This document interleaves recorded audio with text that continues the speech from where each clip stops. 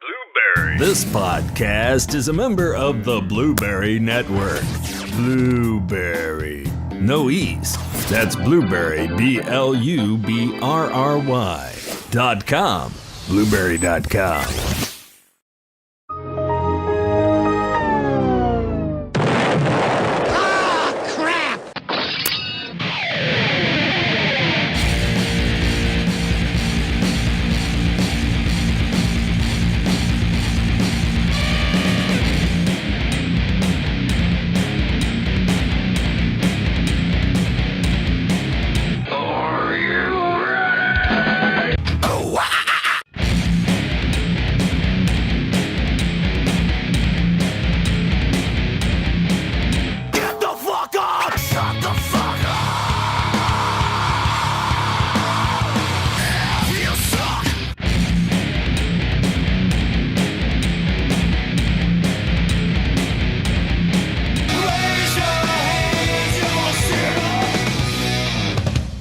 Hello and welcome to the only podcast that longs for the day that we get a Jonathan Davis, Courtney Love collaboration just so they can call it Cornhole.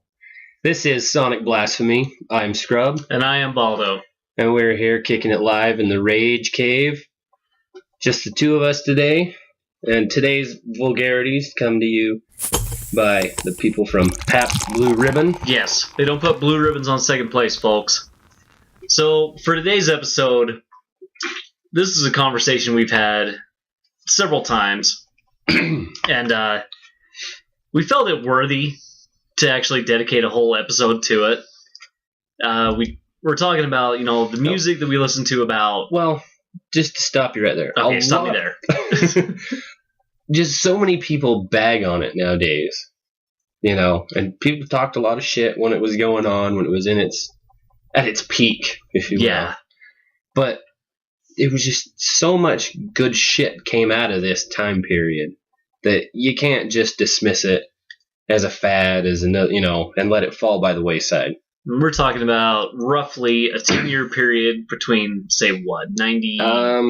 Mid-90s. Mid-90s to into the early 2000s. 2000s, yeah, something like that. Because kind of by the early 2000s, it kind of started to dwindle away a little bit. Yeah. But we're talking about, of course, new metal. That's NU metal. Not NEU metal. That's just fucking ridiculous. And you could put umlauts over the U if you're a dickhead. But yeah, we've talked about this several times about, just the influence of this kind of music was, because this was, when you actually start to form an opinion of music, I'd say during your junior high, high school, that's really kind of where you figure out what kind of music you're into, in my opinion. Anyway, I don't. Well, the rest of you can fuck off, but yeah, and then you go through it again later on. Yeah, probably after you mature, then you start to branch out and find other things. I'm only 30 years old, so well, yeah. But maybe a lot of people. Because I've seen this happen where you maybe kind of develop your taste in music a little bit kind of based on what your parents listen to. Yeah. But I was pretty much, for the most part, kind of left on my own because I remember my parents had very few albums. The ones they did have, I remember Neil Diamond Christmas album. Shit like that. Who didn't have that? Yeah, who did have that? But I do owe quite a bit to my older sister. She had an extensive music collection, and I was always able to go grab whatever CDs shit I wanted. I could borrow from her at any fucking time, which was awesome because I was introduced to a whole lot of music that way, even though not all of it was great. Yeah, I kind of had the same thing growing up, but my parents actually were pretty big music fans. Yeah. So I was influenced a lot just for their love of music, not necessarily what they loved, but my mom, she was real big on a lot of the 70s classic rock stuff and some of the 80s rock, but to this day, her favorite groups is still ABBA. ABBA? ABBA. It was Sweden's greatest export ever. Yeah. So I grew up, around a lot of 80s pop, and disco stuff, like from my mom. Yeah. But then her brothers, my uncles, who I spent a lot of time with as a kid, they were in high school in the 80s. So they were all about the 80s metal, the Motley Crue, Cinderellas, Poison. Metallica. Yeah. So I was kind of getting it from all different ranges. And then growing up on a farm on my dad's side, it was all country and gospel music and stuff. Yeah. But as a kid, I grew up with, just a big appreciation for music. Yeah. Because I remember being a little kid and having, like, my Walkman, fucking rocking tapes back in the day. And I had everything from, like, I had an Iron Maiden tape, Metallica tape, like, all the Garth Brooks tapes. It's like I was all over the place, but I loved music. Do you ever remember making mixtapes off the radio?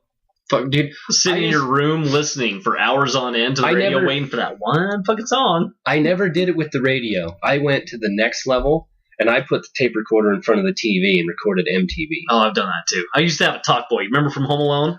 I never got one of those. I had one of those. That was like one of the greatest gifts I ever got. I had the talk boy thing. No, I had a pretty cool little tape recorder, though, but it wasn't a talk boy. But yeah. Excuse me. Ow, that one hurt. Sorry. Vaping. But anyway. But yeah, from a young age, I had, I always loved music. But then it same for me. It was my older sister. Mm-hmm. She was the one that started kind of going the metal direction a little bit. She didn't get real hardcore, but yeah. Her boyfriends always liked Metallica and stuff. So, and my parents actually took her to see Metallica during the Black Album tour. Oh. But I was only in like first grade. Of course, I couldn't go. Couldn't go, yeah. But do you ever remember your sister, like, did she ever do this? Give you an album and be like, don't let mom find this? No. Mine did. No. It was Marilyn Manson's.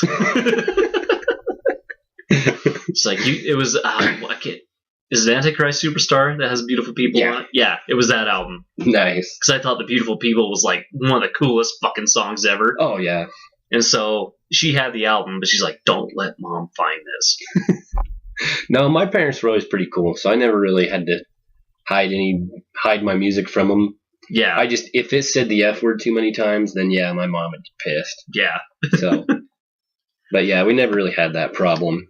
Because most of the time with my stepdad Brady, who's been on the show before, yeah, we used to sit and just like listen to music together all the time.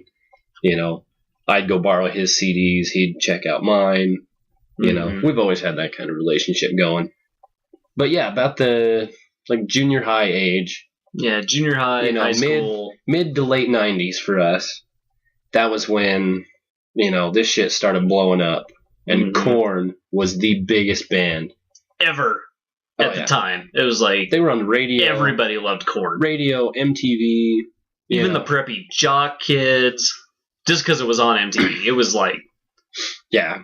I mean, you look at MTV now, there's not even really music on there now. It's shit. And the popular music now is god-awful. Yeah, oh my god, manufactured, just that's garbage. See, and that's a whole episode on its own. Yeah. But, I mean, if you remember back in the day, you used to watch TRL when they had the... What was that karaoke show that they did? Say What? Say What Say What Karaoke. I loved that. Because somebody would always get Freak on a Leash. Yeah. And then they would fuck up the scat part. Yeah. Exactly. But yeah, Korn was definitely... And we were talking about this earlier, about, like, we tried to narrow it down to the big four new metal bands that were like the most influential. Yeah, because a couple years ago they did the big four, the thrash thing with Metallica, Megadeth, Slayer. It was 5, wasn't it? No, it was 4. You sure? Metallica, Slayer, Anthrax, Megadeth. Who am I missing? That was it. That was it? Oh. I think for some big things, 4 then. I think for some things they added in Testament. Oh. But I don't think that was part of the... Yeah. So anyway, to narrow it down to the... Like, this is our opinion again, by the way. Our top 5 picks for, like, who was the biggest nu metal bands of that time and era. We got Korn, number 1. And then you got Limp Bizkit. See, and they were more just for the, they broke into like the pop culture, you know, so everybody knew who Limp Bizkit and Fred Durst were. Yeah. And they kind of, whether their music was any good or not, you know, it's debatable. they got it out there. They were kind of the face of the hard rock nu metal scene, you know, circa 1999. And then you got Stained, which is still, they're my favorite band to come out of that era. You know, I still listen to Stained.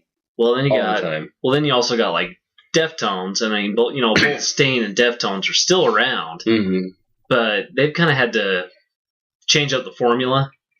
Well, a little bit. They evolved. Yeah, that was their thing. Where Korn, it seemed like they were kind of pumping out the same album. You'd notice certain changes, but it sounded like Korn, you know. And then Limp Bizkit, they did the same thing. They made kind of the same album a few times, and they got like super rappy and kind of. Then they just went to shit. But you know, though, they still tour.